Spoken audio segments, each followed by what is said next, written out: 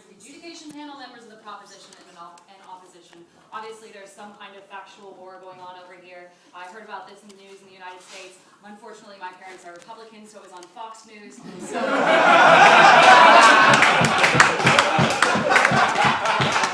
I'm going to go ahead and concede, based just on source analysis, that maybe they don't die.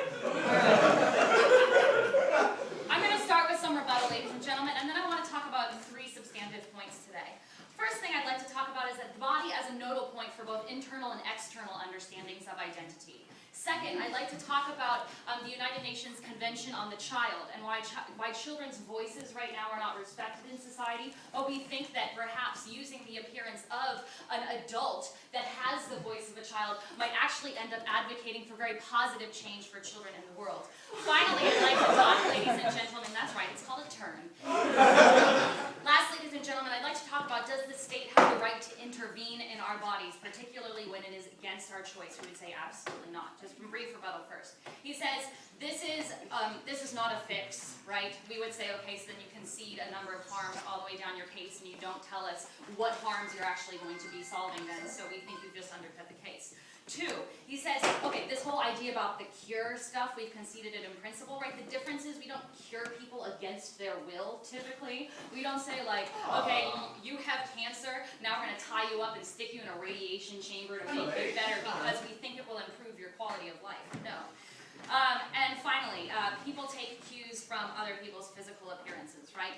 We think that the problem with this is you're basically saying because other individuals abuse mentally challenged people, no thank you, who look like adults but are children in the mind, that you are going to punish that child and or intervene in that child's life against their will, right? Or against the will of the parents, because the state organ is going to decide that in order to prevent people from abusing you, no thank you, we're going to make you change. So, for example, women sometimes get raped.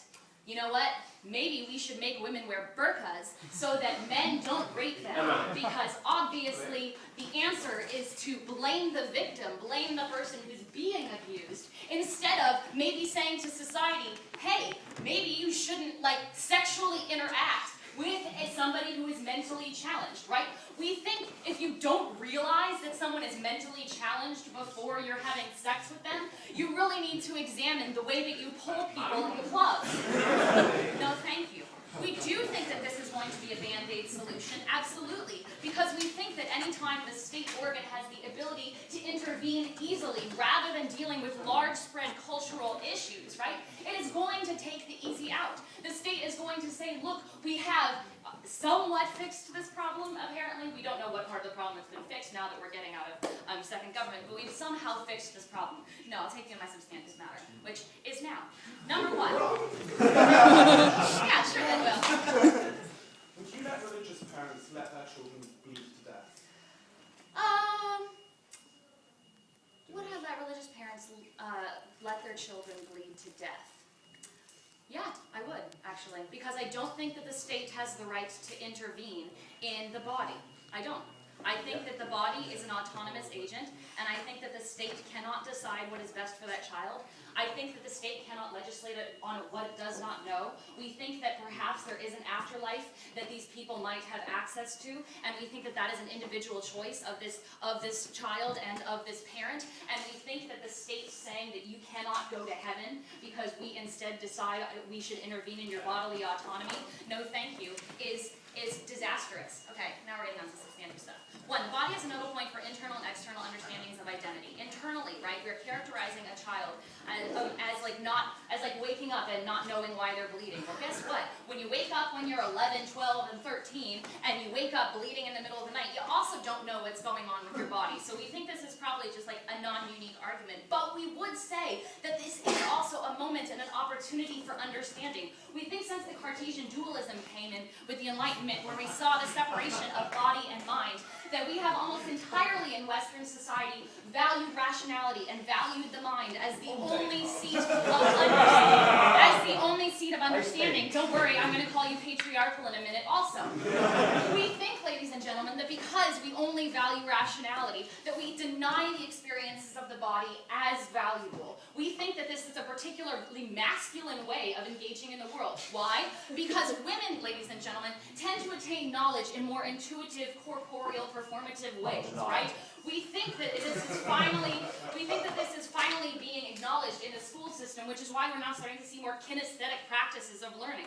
We think, therefore, you're actually denying this child a mode of knowledge, right? Of corporeal knowledge, of different experiences of the world. Would you deny these children the ability to attend school or to attain an education? No, absolutely not, right? Because that is part of the human experience. So then why are you denying them the ability to educate themselves corporeally through the world? No, thank you. No, thank you. Second, we hear that that they have a childlike mind, right? But to have an adult body is bad for the world, right? Okay? But perhaps it's actually beneficial for someone in society to be perceived in an adult body, but to actually have the thoughts of a child. Why?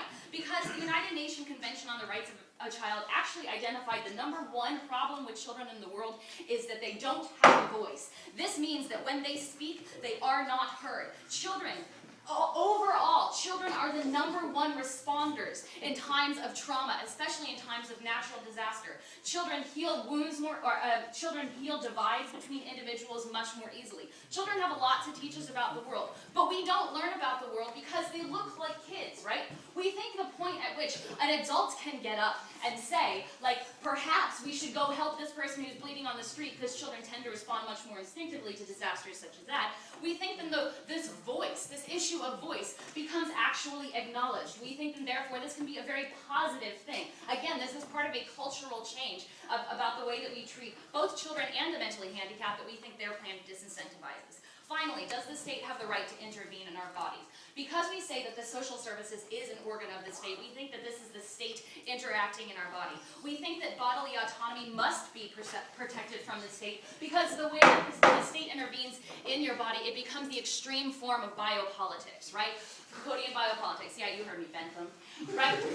What we say is that the state then not only has the ability to interact with how you interact with the world, but how you interact with yourself internally. We say that this has a horribly dangerous precedent, and for those reasons, we are very proud to